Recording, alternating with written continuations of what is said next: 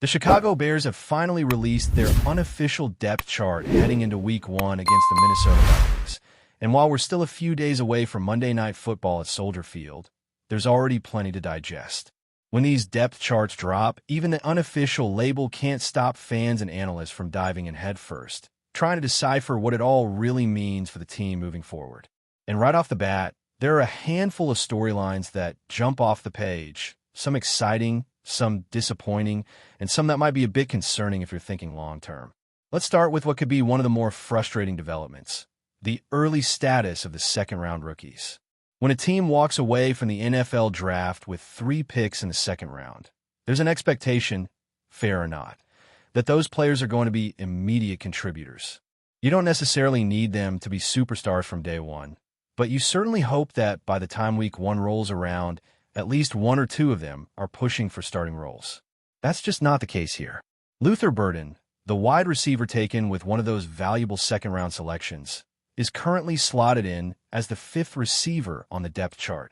Now, yes, he's technically listed as wide receiver 4 when you look at certain formations, and there's some nuance there because not all wideout positions are interchangeable. Still, the message is clear. He's not cracking the main rotation, at least not yet. And it's not just Burden. AZ Trapillo, another second-rounder, is listed as the backup right tackle.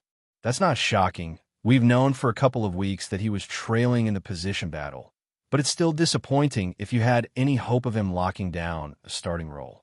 Then there's Shamar Turner, the defensive tackle who rounds out this trio. He's currently listed dead last at his position, behind veterans like Grady Jarrett, Javon Dexter, Andrew Billings, and Chris Williams. Injuries have played a role here. Turner missed most of training camp, but even so, it's not an ideal place to start your rookie campaign, sitting 5th on the depth chart and likely headed for inactive status on game day. Look, no one is panicking just yet. These depth charts are unofficial for a reason, and the coaching staff is going to rotate guys in and out as needed. But it's fair to raise some eyebrows. You don't spend 3 second-round picks hoping they'll be special teams contributors or depth pieces. You're hoping you got 3 building blocks for the future. And while there's still plenty of time for these rookies to develop and carve out meaningful roles, the early signs are underwhelming at best. There's a lot riding on this draft class for Ryan Poles and the front office, and if this trio ends the season as background characters instead of future cornerstones, it'll be a serious missed opportunity. Moving on, another development that deserves some attention is the battle at cornerback. Tariq Stevenson appears to have secured the CB2 job opposite Jalen Johnson. And while that might not be earth-shattering news, it's still significant given how close the competition was throughout camp. Terrell Smith and rookie Terrell Nan Wright both pushed for playing time during the preseason. But when the final decisions were made, it was Stevenson who came out on top. He was simply more consistent when it mattered most in the games. Wright, in particular, didn't help his case in that final preseason outing. He committed a costly penalty, gave up a big play downfield, and just didn't look as sharp as he had in practice. And when you're in a neck-and-neck position battle, what you do under the lights matters. Stevenson, despite some ups and downs, was the steadier performer on game days. That tipped the scale in his favor, and now it looks like he'll get the chance to prove himself as a full-time starter in year 2. It's a big opportunity for him, and honestly, it needs to be. The Bears need a reliable corner opposite Johnson. The pass defense last season left a lot to be desired, and with the Vikings boasting some serious weapons on the outside, Stevenson's ability to hold his own is going to be tested right away. There's no easing into this. Monday night under the lights at Soldier Field against a division rival, that's trial by fire. If Stevenson steps up, it could solidify that side of the field for years to come. But if he struggles, that cornerback spot could turn into a revolving door again. Speaking of battles that are still fluid, let's talk about the running back situation. Roscoe Johnson is technically listed as the number 2 back behind DeAndre Swift, but that doesn't necessarily reflect what the role distribution is going to look like in Week 1. In fact, there's a real chance Kyle Monangai ends up being the primary backup, at least early in the season. Roscoe has been dealing with injuries and didn't practice this week, so his availability for the opener is in question. That alone shifts the dynamic.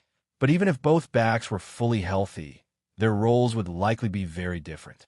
Roscon profiles as a power back, someone you bring in for short yardage and goal line situations. Manungai, on the other hand, offers a bit more versatility in space and might be better suited for spell duties behind Swift in the regular flow of the game. The Bears have a clear RB1 in Swift, but after that, it's going to come down to specific packages and in-game situations. Johnson and Manungai could end up splitting that RB2 label depending on the week. The depth chart might list them one way, but the snap counts will tell the real story. Another small but noteworthy adjustment is the status of Nick McCloud, who has been listed as the backup nickel corner. That might not sound like a big deal, but considering the uncertainty surrounding Josh Blackwell, it could have immediate implications. Blackwell didn't practice this week, and McCloud has quietly built a case for himself as a versatile defensive back with special teams value. He's bounced around the league a bit, but that experience could pay off here. If Kyler Gordon ever needs a breather or worse, goes down with an injury, McCloud might be the first guy up. That's not a terrible position to be in, especially considering how thin the Bears are in the secondary behind their starters. And then there's Kieran Amagaji, perhaps the most intriguing name flying under the radar. He came into camp as part of that offensive tackle competition, but now the Bears are starting to experiment with him inside a guard. It's a shift that makes a lot of sense, and honestly, it's something fans and analysts have been asking to see since last season. Amagaji has the size and raw power, but his foot speed was always a concern on the outside. Maybe moving him inside unlocks something. At guard, he won't be asked to handle elite edge rushers in space, and he can lean more into his strength and leverage. The coaching staff has already listed him as the backup right guard, which shows they're serious about exploring this transition. So, big picture, what does this all mean heading into Week 1? Well, for starters, it means the Bears are still very much in the middle of building this thing. The rookies aren't making the immediate splash that some had hoped, but that doesn't mean they're busts. It just means the development curve might be steeper than expected. The secondary is starting to shape up, with Tariq Stevenson taking a big step forward and Nick McCloud earning a spot as a depth piece. The running back rotation might be more committee-based than fans anticipated, and the offensive line is still a work in progress when it comes to figuring out who fits where. There are no finished products here, no perfectly polished units, but there's potential, and in some cases, potential that could be realized quicker than we think once the lights come on Monday night. The unofficial depth chart might not be the final word on how things shake out, but it gives us a snapshot of where things stand. It gives us plenty to keep an eye on as the regular season kicks off. Before we continue, don't forget to subscribe to our channel and give this video a like. Your support helps us keep bringing you the latest updates on our Chicago Bears. And don't be shy. Drop your thoughts on the news in the comments below. The rumor mill has been swirling with unprecedented intensity since the Chicago Bears reportedly confirmed the arrival of quarterback Patrick Mahomes, a move that has set the NFL world ablaze. Sources close to the organization suggest that this acquisition could represent one of the most dramatic shifts in league dynamics in decades. Mahomes, widely regarded as one of the most electrifying quarterbacks in modern football, has been linked with a number of teams in speculative trade talks over the past seasons. Yet the Bears' acquisition seems almost surreal given their history of cautious roster moves. Insiders hint that the negotiations involved not just high-profile draft picks, but also strategic contractual incentives designed to secure Mahomes' long-term commitment to the franchise. Fans and analysts alike are dissecting every detail, from potential offensive line upgrades to new coaching strategies, speculating on how Mahomes' arrival could instantly transform a team that has struggled to achieve consistency. Social media platforms have erupted with mixed reactions, ranging from euphoric optimism about Super Bowl potential to cautious skepticism regarding chemistry and adaptation challenges. The buzz is not limited to Chicago. The entire league is reportedly recalculating competitive strategies, considering how defenses might adjust to counter Mahomes' unparalleled mobility and precision passing. Reports also indicate that front office executives have been working behind closed doors, meticulously planning draft maneuvers and free agent acquisitions that could complement Mahomes' skill set. While official statements remain diplomatically vague, the sheer volume of insider chatter suggests this is more than mere speculation. Analysts are already predicting a seismic shift in the NFC North standings, with rival teams scrambling to respond to the sudden emergence of a quarterback of Mahomes' caliber in Chicago. The sports media ecosystem is saturated with conjecture, highlighting the enormous ramifications this move could have on endorsements, local economies, and fan engagement metrics. Conversations in locker rooms across the league reportedly reference Mahomes as a transformative talent capable of redefining not just offensive schemes, but the psychological tenor of an entire franchise. The narrative surrounding this acquisition is evolving daily, with a mixture of excitement, anxiety, and strategic intrigue permeating every discussion. While some argue that Mahomes' arrival could instantly vault the Bears into championship contention, others caution that adaptation periods and team dynamics will be critical to assess before any conclusions are drawn. Regardless, the magnitude of this rumor ensures that the NFL landscape will be irrevocably altered, whether or not every speculative detail proves accurate. This move, if finalized, would not simply be a transaction. It would symbolize a cultural and competitive renaissance for the Chicago Bears, redefining expectations for fans and opponents alike. The chatter surrounding Mahomes' potential integration into the Bears' offensive system is rich with speculation and strategic anticipation, as league insiders weigh the numerous variables that such a high-profile acquisition entails.